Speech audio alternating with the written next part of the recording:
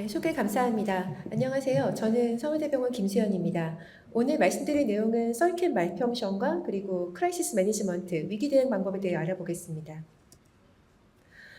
모던 ECL 서킷이 발전하면서 센트리피럴 펌프로 바뀌고 또 PMP 옥시네이터를 쓰면서 안전성은 점점 높아지고 있습니다. 그럼에도 불구하고 에크모와 관련된 서킷 말펑션과 관련된 문제는 계속 발생할 수밖에 없는데 특히 서킷 말펑션이 발생했을 경우에는 아주 환자에게 치명적인 부작용이 발생할 수 있고 또 이미디어트한 인터벤션이 필요한 경우가 많습니다.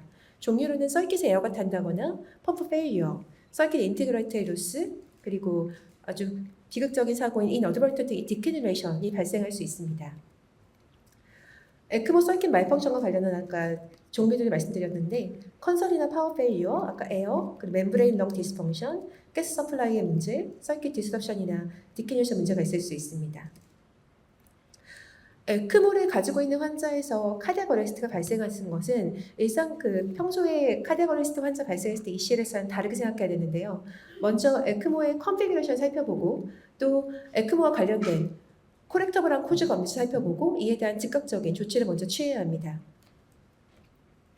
다음은 일본에서 일본 국내 데이터를 수합해서 거기서 에크모 갖고 있는 환자에서 발생했던 어드버스 이벤트를 집계해 본 것이고 캐뉼라 말포지션이나 디캐리션의 비율이 높았고 이에 따른 환자의 위해도를 정의한 표입니다.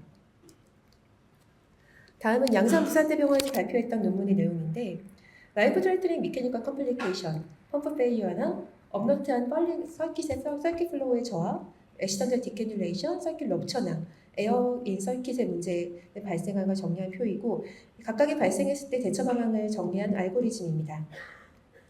서킷 플로우가 떨어졌을 때 가장 먼저 살펴볼 것은 서킷에 킹킹은 없는지 어디 꺾인 것은 없는지 확인해 보는 것이고요. 만약에 베인 컬랩스가 있다면 볼륨 트라이를 해보면서 다시 플로우가 올라가는지 보게 되고 그럼에도 불구하고서 문제가 계속 발생한다면 서킷이나 옥시전 체인지를 고려해야 됩니다.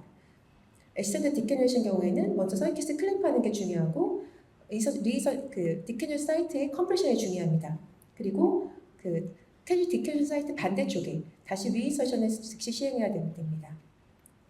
서킷 럽처 같은 경우에는 프리펌프 일의 문제인지 포스트 펌프 AI의 문제인지 따라서 대처 방안이 달라지게 됩니다. 다음은 같은 병원에서 정리한 표인데 서킷과 관련된 문제는 드레인 캐뉼라부터 펌프까지의 문제, 또 펌프 자체, 옥시네이터의 문제, 또 옥시제이터부터 퍼퓨션 캐뉼라까지의 문제, 모든 범위에서 발생할 수 있습니다. 그걸 정리한 표이고 각각의 이벤트가 발생했을 때 모탈리티 정도도 정리한 표입니다. 물론 에크모 서킷 말펑션과 크라이시스가 발생했을 때 어떻게 빨리 대응하고 신속하게 정확하게 대처하는 것도 중요하지만 그것보다 더 중요한 것은 에크모를 가지고 있는 환자에서 이런 서킷 말펑션 크라이시스가 발생하지 않게 예방하는 것입니다. 이를 위해서 각 센터별로 폴리시와 프로토콜들을 정립해 놓을 필요가 있습니다. 여기서 가장 중요한 것은 가장 간단한 서킷이 가장 안전한 서킷이라는 것입니다. 그렇기 때문에 어느 하나의 액세스 포인트를 추가할 때마다 이에 대한 리스크 베네핏 어세스먼트가 필요합니다. 에크모에 CRT를 연결한다든지 아니면 에크모에 직접적으로 인퓨전 펌프를 연결한다든지 혹은 꼭 필요한 거지만 익스터널 서킷 모니터링 디바이스가 필요한 경우에도 이것이 환자에게 끼칠 수 있는 리스크와 베네핏을 저울질을 해보고 적용을 해야 합니다. 특히 오전에 강의에서 CRT를 보통 에크모에도 많이 연결하고 따로 캐뉼라를 인저하는 경우도 많은데요. 사실 CRT 연결하는 거는 펌프에 연결하는 거는 여러 가지 프레셔 문제도 발생하지만 서킷에 에어가 탄다거나 디스커넥션에 의한 실혈, 그다음에 인펙션의 문제가 발생할 수 있기 때문에 사실 저희 병원에서는 가능하면은 퍼스트 트라이로 액세스 포인트가 있다면 CRT는 따로 카테터를 사용하고 있습니다. 왜냐하면 가장 심플한 서킷, 베이직 서킷이 가장 안전한 서킷이기 때문입니다. 그리고 각 센터별로 맥시멈 액세스 포인트를 정해놓을 필요가 있습니다.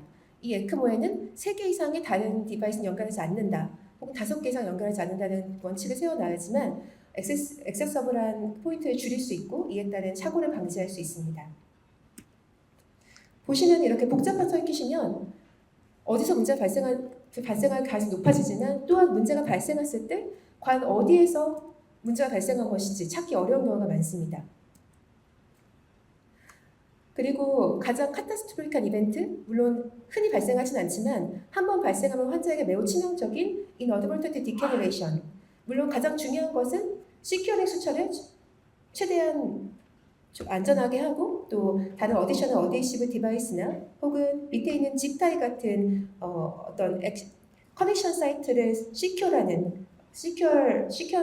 디바이스가 필요하고 또 제일 중요한 것은 역시나 프로토콜을 스탠다드화해서 환자에게 레귤러한 인스펙션을 시행하는 것입니다.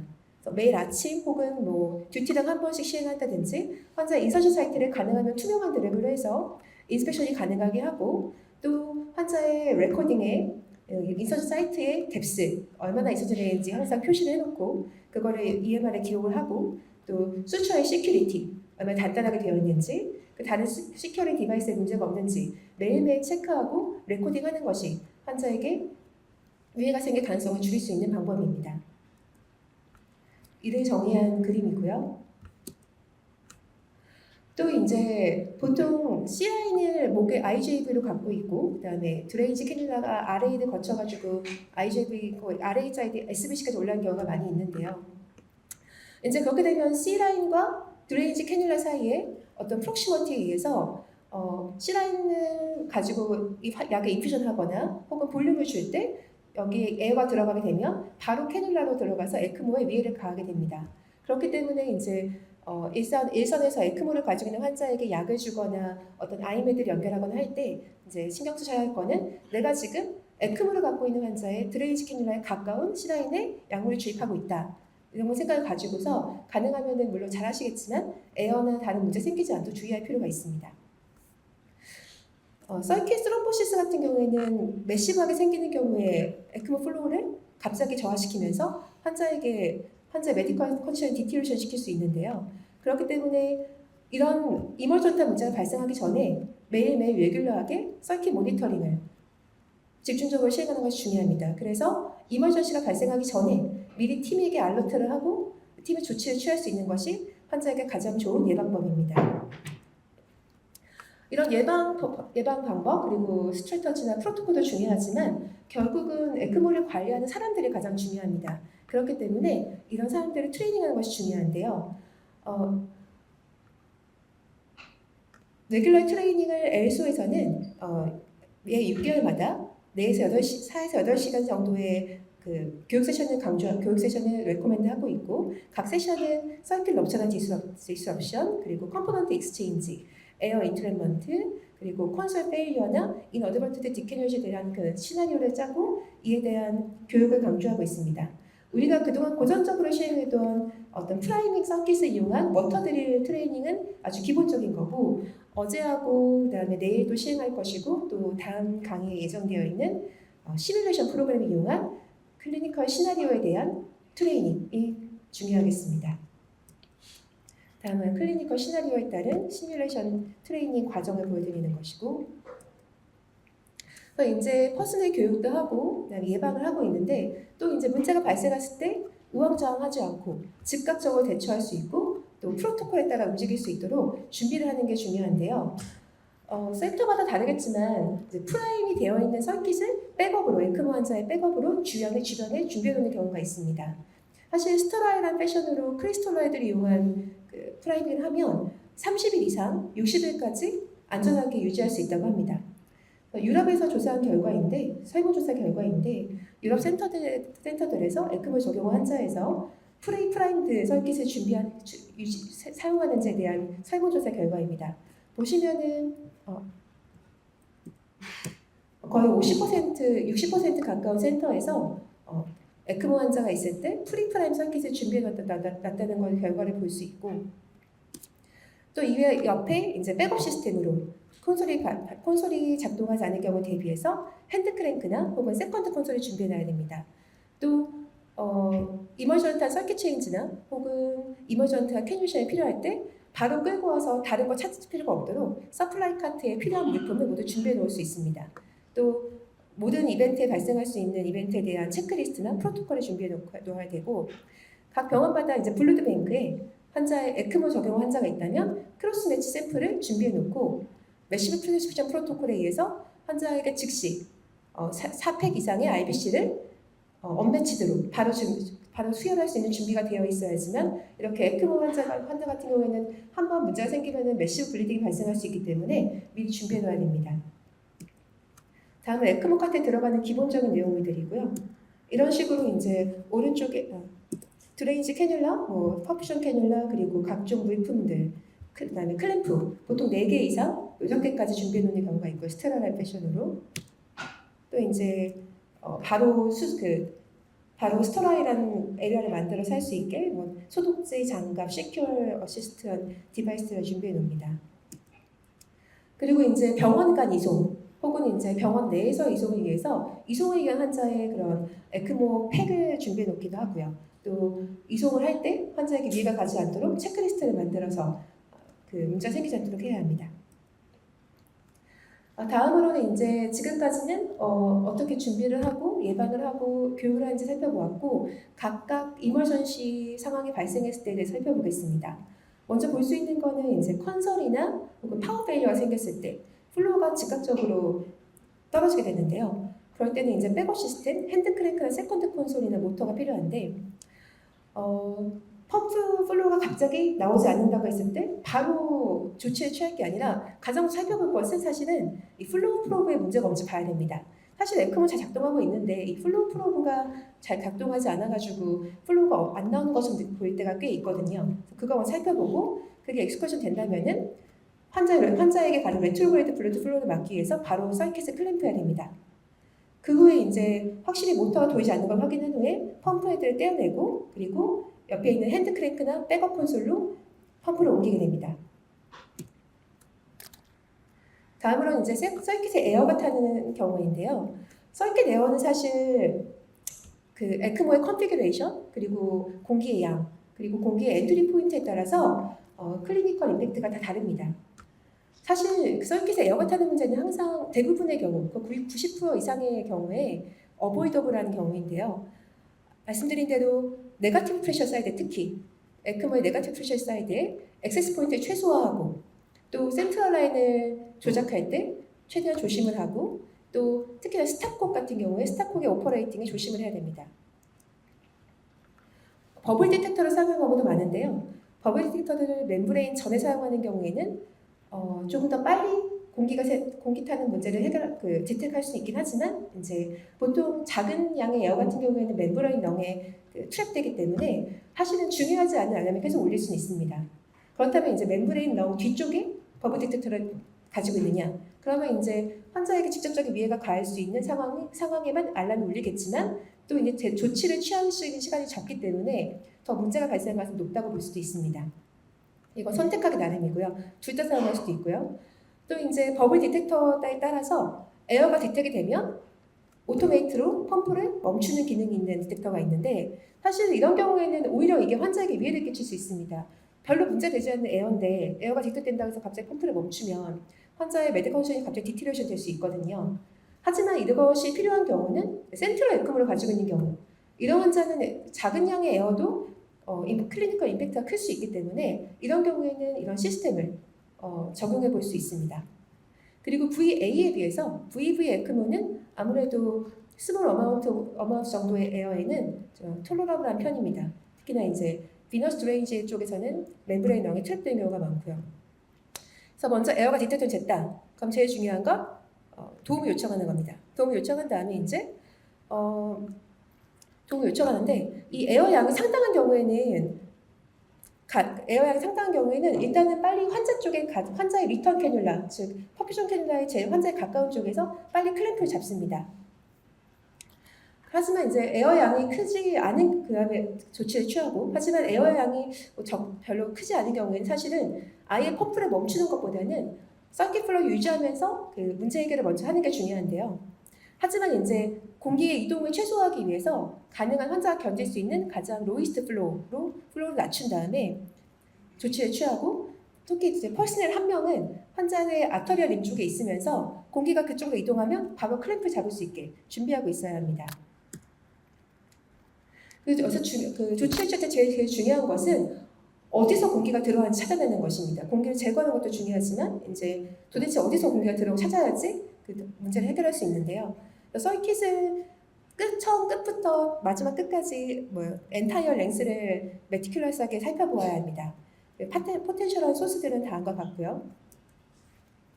에어 리무벌은 중력을 이용하는 경우가 가장 많은데요. 멤브레인 렁 에어가 있을 경우에는 이제 아스퍼레이션 하거나 그 멤브레인 렁 위에 있는 이제 엑스트 디어링 포트가 있습니다. 여기 통해서 패시브하게 디어링하기도 합니다. 하지만 한 가지 생각할 것은 이제 에크모 거치 기간이 길어지면 이 디어링 포트가 제대로 작용하지 않는 경우가 많습니다. 그래서 그 작동을 제대로 하는지 확인해야 되고, 튜빙에 에어가 있으면은 보통 이제 그 중력을 이용해서 튜브를 이렇게 왔다 갔다 하면서 중력을 이용해서 멤브레인 렁 쪽으로 에어를 옮겨서 에어 멤브레인에 트랩되게 합니다. 하지만 이제 아주 라지 어마운트 에어가 있으면 이거는 멤브레인 렁의 기능을 망가뜨릴 수 있기 때문에, 혹은 펌프가 스탑될 수 있기 때문에 클램프를 공기 양쪽에 잡고 커팅을 한 다음에 웹 테크닉으로 그 일자 커넥터 이용해서 다시 연결해 주고요. 펌프 헤드 에어가 있다. 이러면 에어가 빙글빙글 난리가 나기 때문에 일단은 클램프를 잡고 그 다음에 RPM 낮추고 펌프를 멈춘 다음에 모터를 떼어내서 그래버트를 이용해서 이제 에어를 제거하게 됩니다. 하지만 이런 모든 조치를 취하기 전에 제일 중요한 것은 환자의 퍼피션 캐뉼라, 즉 리턴 림 쪽에 가능하면은 클램프 잡고서 환자에게 위해가 가지 않게 모든 이런 프로시저를 시행해야 됩니다. 그리고 만약에 메시반 에어가 들어갔다. 그래서 환자의 컨디션이 갑자기 나빠지고 펌프 플로우가 저하가 유지가 안 된다. 그럴 경우에는 이미디어트한 서킷 체인지가 필요합니다. 가장 카타스트로픽한 이벤트 중 하나인 인어드번턴트 디캘리네이션이 발생할 수 있는데요. 리턴 캐뉼라에서 문제가 생길 경우에는 메시반 블리딩이 발생하게 되고, 드레인지 캐뉼에서 문제가 발생한 경우에는 메시반 에어 엠볼리즘이나 플로우가 저하가 생길 수가 있습니다. 또한 두 경우 모두 이제 캐뉼라 사이트에서 출혈이 생기게 되는데요. 3C, 클램프, 컴프레스, 콜포레프입니다. 먼저 도움을 요청하고 그 다음에 환자에게 가장 가까운 서킷에서 퍼피션 서킷을 잡습니다. 그리고 이제 환자가 메디컬 텐션 디티레이션 될 거기 때문에 라이프 서포트를 같이 해주면서 이제 출혈 부위를 누르고, 그리고 바로 리인서션을 같은 사이트가 아니라 가능하면 다른 사이트에 시행하게 됩니다. 최근 이제 아까 여기저기 강의에서 나왔지만 이제 최근 추세는 어웨이크 에크모 그리고 액티브 리앱으로 가고 있습니다. 당연히 이것이 환자의 예후와 어떤 브릿지 투 TPL이나 리커버리에 좋기 때문입니다. 하지만 결국은 어웨이크 에크모와 액티브 리앱은 이 너드벌턴트 리무버, 카테터 혹은 모든 환자의 서포티브 디바이스에 문제가 생길 수 있는 위험성을 가지고 있습니다. 그렇기 때문에 이런 환자들에서 인스펙션을 계속 조심해서 하고, 또 문제가 발생했을 때 바로 라피드 리스폰스 할 수 있도록 프로토콜화되어 있는 환자의 감시 장치가 필요합니다. 서킷 인티그레이터의 로스는 서킷에 균열이 생겨서 거기 서킷 내부가 대기 중에 노출되는 것을 의미합니다. 예전에 롤러 펌프 했을 때는 럽처가 많이 발생했는데 요새는 그런 경우는 많이 없고요. 혹은 이제 어떠한 연결 부위에 디스커넥이 됐을 때, 또 튜빙 클램프를 너무 꽉 잡아가지고 균열이 발생했을 수 있습니다. 하지만 가장 흔한 건 결국 스탑콕, 3웨이 스탑콕의 문제, 혹은 피그테일 디스커넥션의 문제거든요. 마찬가지 네가티브 프레셔 때문에 에어 엔터런트가 문제고, 파지티브 프레셔 사이트는 블루드 로스가 문제입니다. 그리고 매시브한 서킷 브리치가 발생하는 경우에는 펌프가 결국 멈추게 되죠. 중요한 것은 이제 마찬가지로 발생하는 위치 찾는 것이고, 그 사이에 이제 클램프 잡고 문제를 해결하면 됩니다. 이 과정에서 어쩔 수 없이 에크모를 잠깐 멈춰낼 수밖에 없고, 이때는 환자의 풀 메디컬 서포트가 필요합니다. 서킷 트롬보시스 혹은 오클루전이 발생하는 경우에 보통 환자 에크모가 같은 스피드에서 같은 RPM에서 플로우가 줄어들게 되면 제일 먼저 볼 것은 볼륨이 부족하지 않은지, 혹은 액세스 인서피션시, 킹킹이나 그런 문제가 없는지를 봐야 되고, 혹은 랩이 증가해서 애프터로드가 증가하지 않은 건지 봐야 됩니다. 이런 것들을 제외하고도 여전히 펌프 플로우가 같은 RPM에서 줄어든다. 그렇다면 환자의 블러드 플로우에는 레지스턴스가 올라간다고 볼 수 있는데요. 서킷에 클라시 생기거나, 혹은 비너스 시스템에서 클라시 계속 아스퍼레이션 되고 있거나, 혹은 킹킹 같은 게 발생했을 수 있습니다. 그래서 플로우가 줄게 되면 먼저 서킷 프레셔를 모니터하고 있다면 확인해 봐야 되는데요. 베이스라인보다 드레인지 프레셔가 네거티브하게 되게 되면 드레인지 캐뉼라와 펌프 인렛 사이의 옵스트럭션을 의심해 볼 수 있고, 멤브레인 전후의 프레셔가 동등한 정도로 올라간다. 그렇다면 멤브레인 런과 퍼퓨전 캐뉼라 사이에 옵스트럭션을 의심해 볼 수 있습니다. 혹은 이제 멤브레인 전후, 프리 포스트 멤브레인 사이에 프레셔 디퍼런스가 올라간다. 그러니까 프레셔 차이가 올라간다. 그렇다면 이제 멤브레인 렁 내부에 어떤 블루투 플로우의 문제 생각해 볼 수 있습니다. 그리고 이런 문제 발생했을 때는 결국은 서킷을 엔드 투 엔드로 메토디컬하게 체크해 보는 게 필요한데요. 제일 처음 플로가 줄었을 때 볼 건 당연히 킹킹이 없는지, 혹은 이제 옥시네이터에 눈에 보이는 클락 같은 거 없는지, 혹은 이제 뭐 쉽게 코렉터블하게 고칠 수 있는 어떤 옵스트럭션 문제는 없는지를 먼저 봐야 됩니다. 체크해보고, 그럼에도 불구하고 계속 플로가 유지되지 않는다. 그러면 당연히 이머전트하게 서킷 익스체인지가 필요한데요. 가끔 이제 서킷을 바꿨는데도 불구하고서 아주 드물게 플로가 계속 유지가 안 되는 경우가 있는데, 그런 경우에 대부분 이제 캐뉼라 자체에 클라시 생긴 경우입니다. 이럴 때는 좀 위험한 방법이지만 라지 시린지로 아스피레이션 해보거나, 혹은 사실 더 안전하게는 그냥 캐뉼라를 바꾸는 게 맞습니다. 사실 그 클라스의 문제는 아주 그레주얼하게 어크루션 되기 때문에 이것이 점차적으로 가스 익스체인지를 나쁘게 만들고 헤마톨로직한 문제를 만들고 지속적인 레지스턴스를 만들게 되는데, 이 뒤에서 다시 설명해 드리겠습니다. 그래서 이제 펌프 플로가 줄었을 때 각각의 프레셔를 측정해 보고 이에 따른 원인과 대책을 위한 알고리즘이고요. 또 이제 갑작스러운 가스 서플라이 인터럽션. 사실 멤브레인 렁 가스 익스체인지의 문제, 멤브레인 렁의 그 이피션시 저하는 시간, hours, days에 거쳐가지고 아주 점진적으로 일어나는 건데, 갑자기 펌프 앞, 그 옥시네이터 앞뒤에 그 플로우 색깔이 갑자기 검어졌다. 그 얘기는 그냥 가스 서플라이 문제가 있다는 거거든요. 이럴 때 가장 먼저 생각해볼 건 당연히 이제 월 O2나 탱크 O2에 문제가 있는지 살펴보는 거고요. 옥시젠 실린더 자체의 문제일 수도 있고요. 근데 사실 가장 많은 경우는 환자가 이제 인허스피탈에서 뭐 CT를 찍으러 간다거나 이송을 했을 때, 이송을 할 때는 옥시젠 탱크로 가서 이제 월에다가 산소랑 연결했는데 막상 가스라인을 옮기지 않는 경우가 대부분입니다. 그렇기 때문에 환자를 이송할 때, 환자를 매니지할 때 가장 중요한 건 체크리스트입니다. 체크리스트 정해서 환자 이송할 때 빠지는 게 없는지 체크해 봐야 됩니다. 다음으로는 펌프 헤드 페일리어. 그러니까 펌프 헤드 자체에 문제가 생기거나, 혹은 펌프와 드라이브 모터 사이에 마그네틱 커플링이 없어진 경우를 볼 수 있는데요. 아주 드물지만 발생하는 경우에 치명적일 수 있고, 이런 경우는 보통 이제 펌프 사이드 마그네틱 커플링이 떨어지기 때문에 펌프 사이드에서 아주 시끄러운 노이즈가 생기고요. 그리고 RPM이 갑자기 떨어지면서 눈에 보이는 문제가 생깁니다. 보통 진동이 생기고요. 그래서 이때도 마찬가지로 도움을 요청한 다음에 빨리 서킷을 레트로게이트 플로우에 막기 위해서 서킷을 클램프하고, 그다음에 이머전트한 서킷 익스체인지를 해야 됩니다. 이전에 말씀드렸던 멤브레인 넌 디스퍼션 관련해서 이제 결국은 멤브레인 넌을 통한 가스 트랜스퍼가 점점 떨어지는 거거든요. 이거를 볼 수 있는 지표, 이거를 측정할 수 있는 지표는 이제 인터널 레지스턴스를 보는 건데, 옥시네이터 앞뒤의 프레셔를 측정해서 델타 프레셔를 에코 플로우 나눈 값이 멤브레인 렁의 인터널 레지스턴스의 지표가 될 수 있습니다.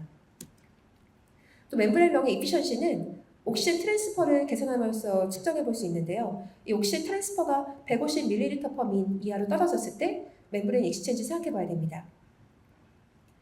이제 익세시브한 클라지 멤브레인 렁이 생기게 되면 컨선션 코아구듈 시 헤몰라이시스가 생기게 되고, 이에 따라서 랩으로는 매일매일은 아니지만 이제 레귤러하게 플라즈마 헤모글로빈이나 LDH, 디다이머, 피브로노젠 같은 랩을 통해 가지고 이런 문제가 발생하는지 모니터할 필요가 있습니다.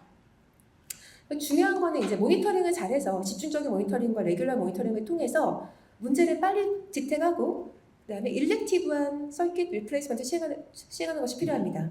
갑자기 환자가 디티레이션 되거나 펌프 플로가 저하돼가지고 이머전트하게 시행하게 되면 당연히 환자의 펌프션이 떨어지기 때문에 문제 생길 수밖에 없기 때문에 이런 얼리 디텍션, 얼리 리플레이스먼트가 필요합니다. 그럼 이제 멤브레인 렁이 기능이 떨어졌을 때 멤브레인 렁을 바꿀 거냐, 서킷을 바꿀 거냐. 사실 멤브레인 렁을 바꾸는 것은 너무 손이 많이 가기 때문에 엔타이어 서킷을 리플레이스하는 걸 추천합니다.